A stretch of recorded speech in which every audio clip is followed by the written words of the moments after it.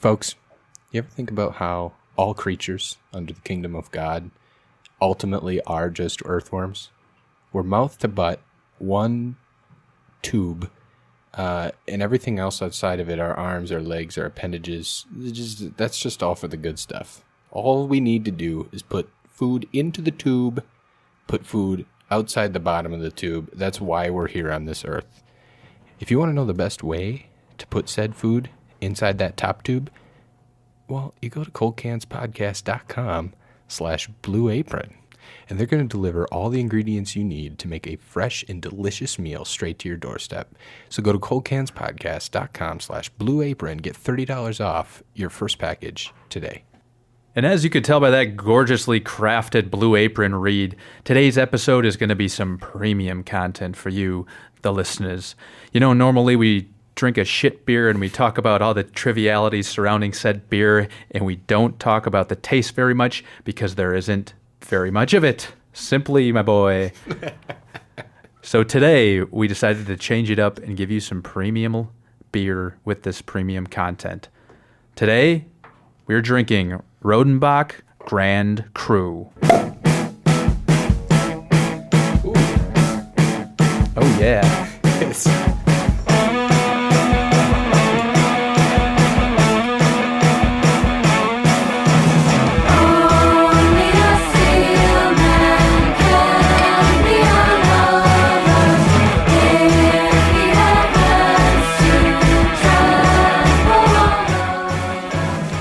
First sip? This first sip's good. Tastes like wine almost. Oh, holy shit. This is very refreshing. It is. Welcome to the show, folks.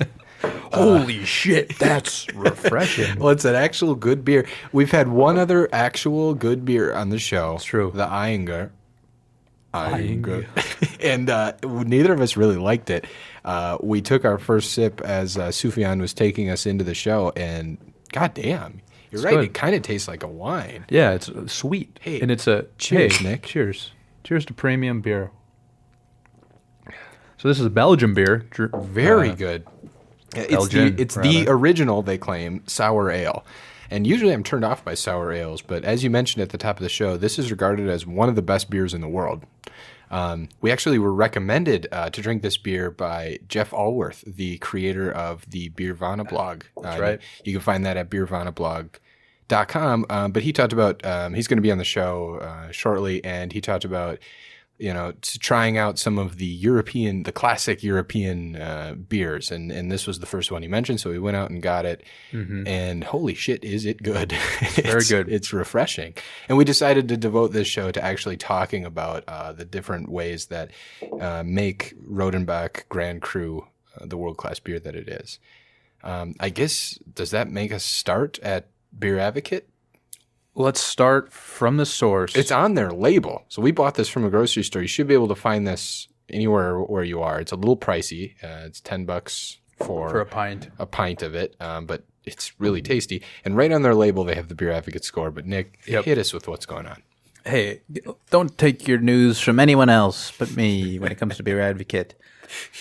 You're the only one who could Google Beer Advocate Rodenbach. The only one with access to this website.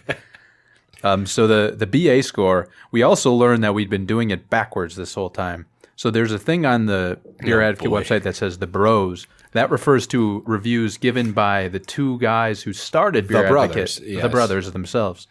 And the other ratings are from the community as a whole, the BA score. But I'm unclear as to which one of those is sort of the reputable one. I mean, even on this label, they're both listed on the label. They're both listed. The BA score is listed first. I don't think we've been necessarily doing it backwards. We've just been misleading the listeners. And I think the BA score makes sense to go by, though, because that's like somewhat average people, not like necessarily. It's the community of beer enthusiasts. Yeah, sure. But they could be similar to you, when you're sure. So it's our first ever world-class beer. Yeah, it's got a 95 from the BA community, which translates to world-class. And it's a good beer. The style, it says, is Flanders Red Ale. 6% alcohol. Mm-hmm. And it tastes like it should be something maybe a little more than 6% alcohol. Like I was saying at the top of the show, I felt like, oh no, we're going to get challenged a little bit. This intimidating guy that's like a literal beer expert from the Beervana blog says, Yeah, try knows these what out. he's talking about. Right.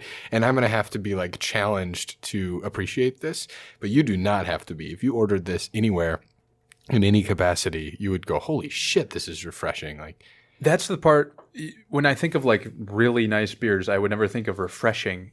It's always like they're considered great because there's like some depth to them and like you got to chew them depth essentially. in the hops. I think that's what gives you Right. that. And that's that bitterness that you kind of have to get over. Whereas this is completely overpowered by like fruit. Yes.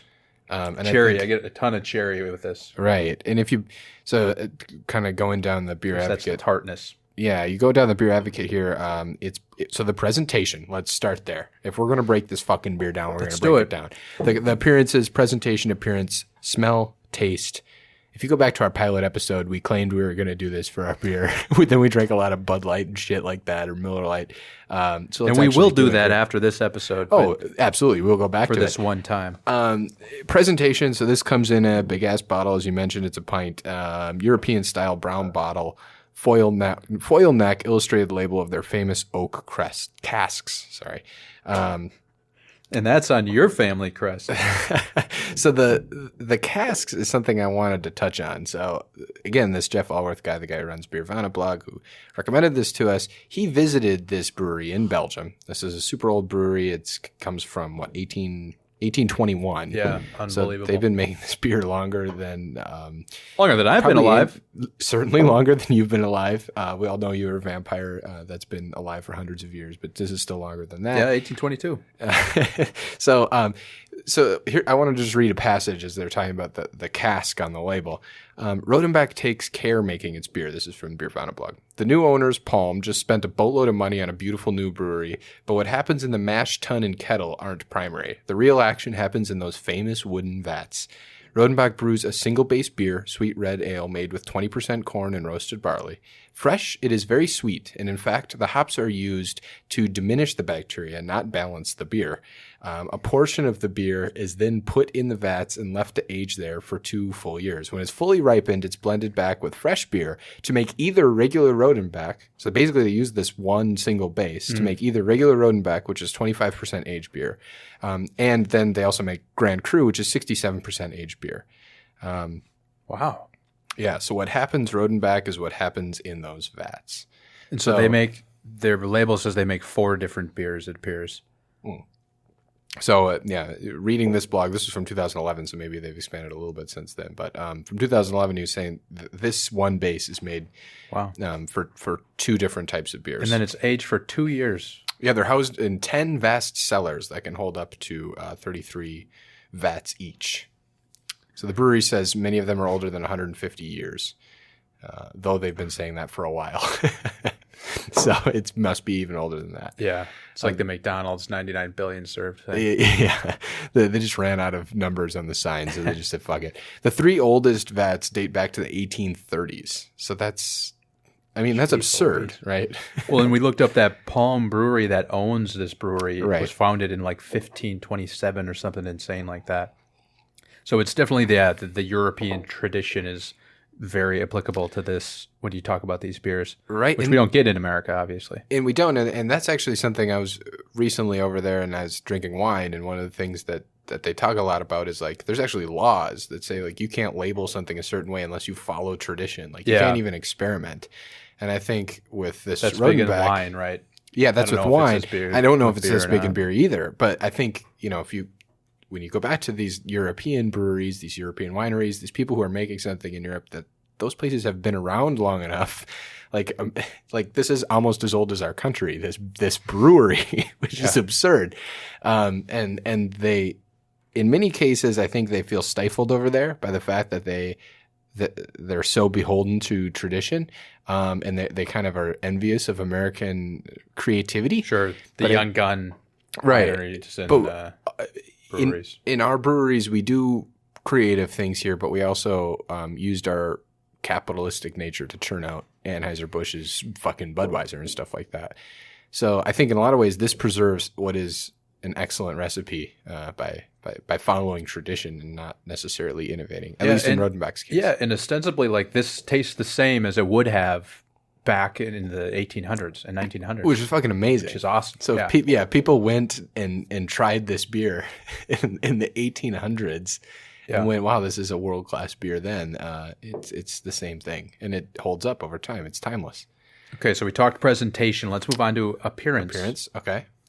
It looks like wine even. It's It's definitely hazy, cloudy, dark red.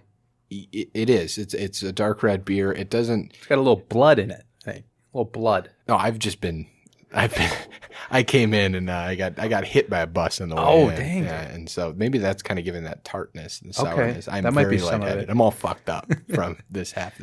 No, it does have a little bit of a dark tone. Like it's kind of got a cloudiness in it. I don't know. It looks a lot like beer to me.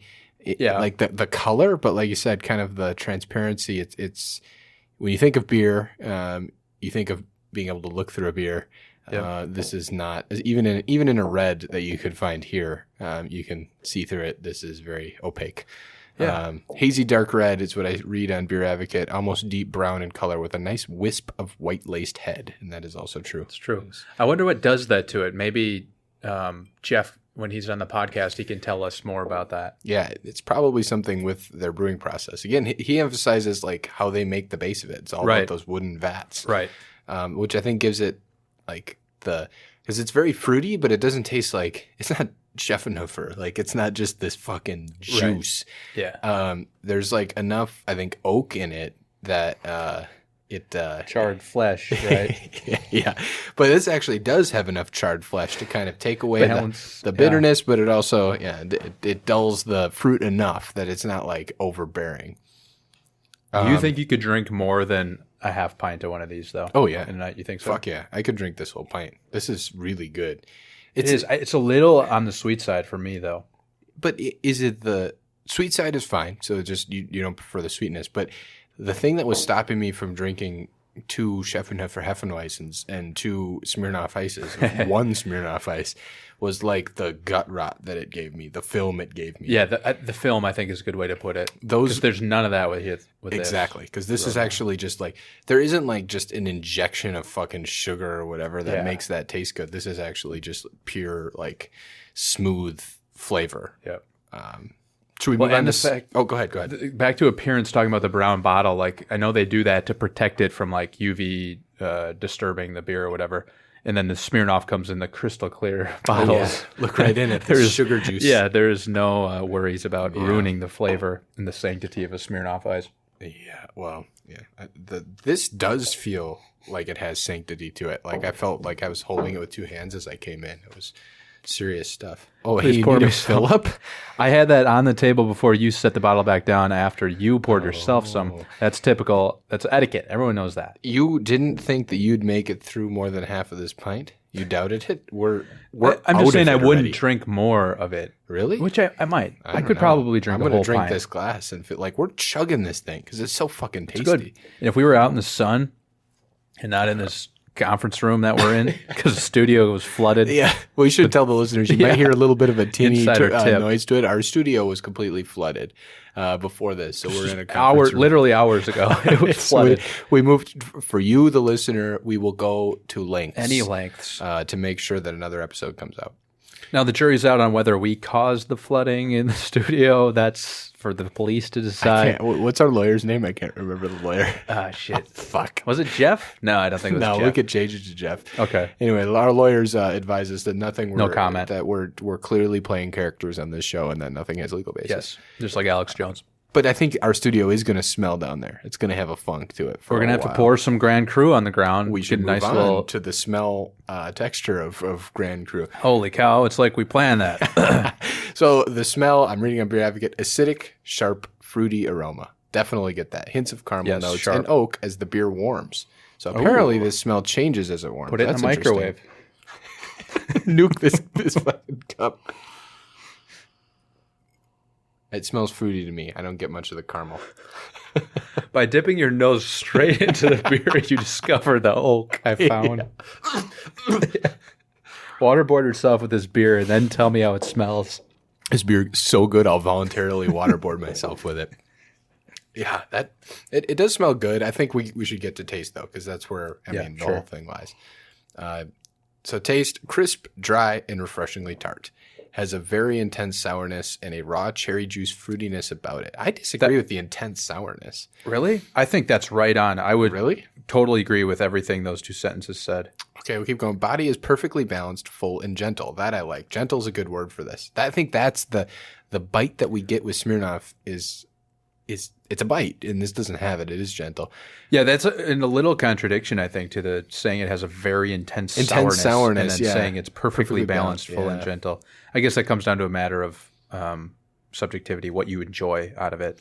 Well, I think they try to explain it with the next sentence. They say a subtle background malt sweetness provides balance. Okay. So it isn't a wine. There is this a malt flavor to it that takes the edge off a bit, I guess. Hops are masked by the intense flavors. Light malt, grain, and oak flavors as the beer warms, finishes semi-tart and clean.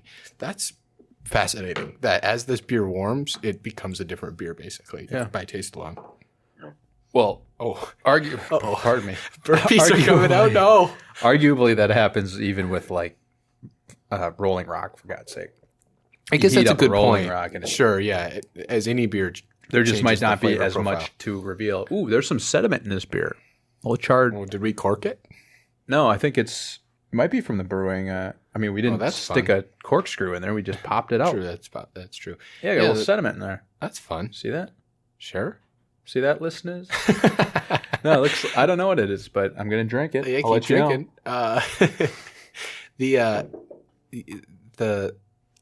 It's fascinating to think about. Yeah, as any beer or drink, the temperature changes, the flavor profile changes. But I think this one, it seems as if it's supposed to be deliberate.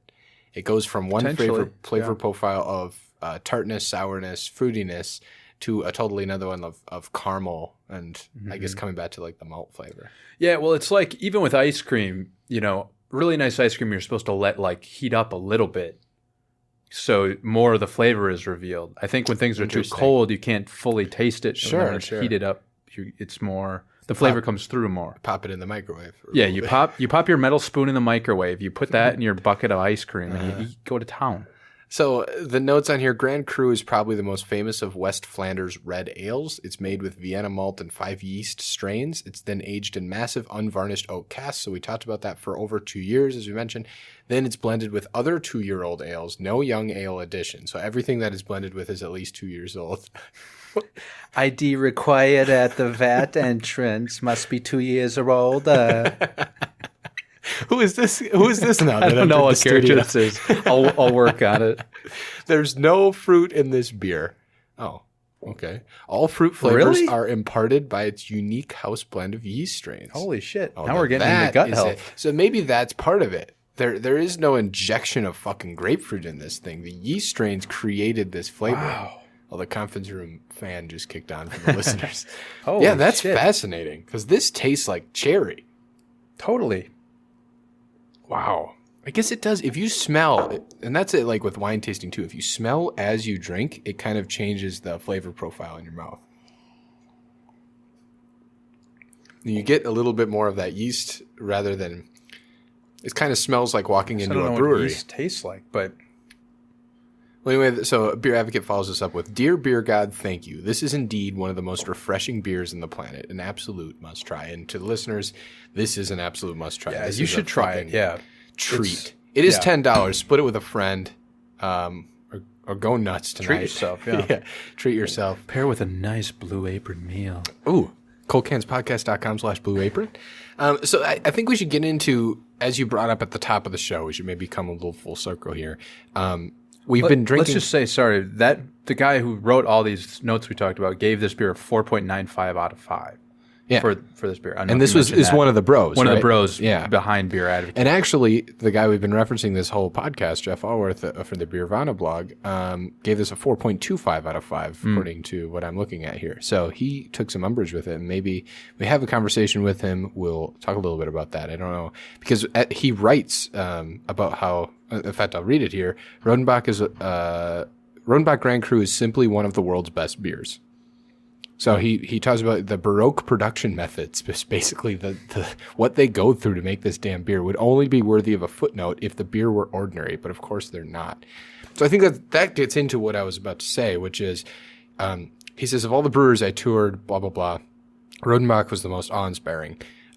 Every older brewery I visited discussed the balance between tradition and efficiency. So we talk a lot about efficiency on this show. We talked about how Miller Lite's just this piss water that's turned out at mass production. Yeah, it's and remarkable in its own right. And it's all masked with advertising so that people think to drink it. So he says the balance between tradition and efficiency is such an important consideration for a commercial enterprise. Rodenbach is off the charts in terms of the expense and inefficiency it takes them to produce a single bottle of beer. No modern company would or could consider the Rodenbach model. So basically, he's saying it's wildly inefficient to make this beer, yet it's simply one of the best beers in the world. Perhaps there's a correlation between the two. I don't think he's necessarily suggesting that, but he's at least implying it. And it's the first beer that I've read about how like limited they make, or how difficult it is to make the beer. It's $10 for a pint. I mean, aging anything is going to for 2 years up the price of it. Yeah. But yet we bought it from the QFC in Seattle. So it is still widely distributed. Yeah, they've obviously reached some type of, maybe it's brewed at separate locations, I don't know, but they brew a lot of it, clearly. Right. It's imported by Lattice LLC in Ridgefield, Connecticut. So that appears to be at least what is doing the distribution to the Seattle neck of the woods. Nice. I'm about to drink the sediment, folks. Let's see how it goes. Oh, the sediment is going down. I'll give you a play-by-play of the facial expressions. The sediment, no immediate disgust. A souring of the corners of the eyes, a couple palate cleansing tongue clicks, now very sensual lick of the lips, and now something I can't say on air if my parents are listening. I tasted no difference. Okay, so the sediment didn't provide any enhancements or detriment to what you were drinking. As long as I don't die from said sediments. What a way to die, though. Yeah. Drinking one of the best damn beers in the world. So should we get to our rankings? I think so. I don't think we so have this is going to be what, down in Miller 64, Miller Lite area? I don't think we even have to fuck around reading the whole list. I think we can look right at the top. So current top, Swivelhead Red, Deschutes Brewery. Deschutes Brewery. And then Kona Crikey. So where are you at? I really like this beer. So do I. I think I did say earlier it is a little sweet for me, and I think it is. I would still put Swivelhead above this, but I can be persuaded. I think I might attempt to persuade you. Okay. Because I think there is some value in the placebo effect of reading so much about this, listening to people who are experts, and I know we've talked about expertise, and I hope we can have Jeff in on the podcast so we can talk to an expert about appreciation of something that he clearly loves.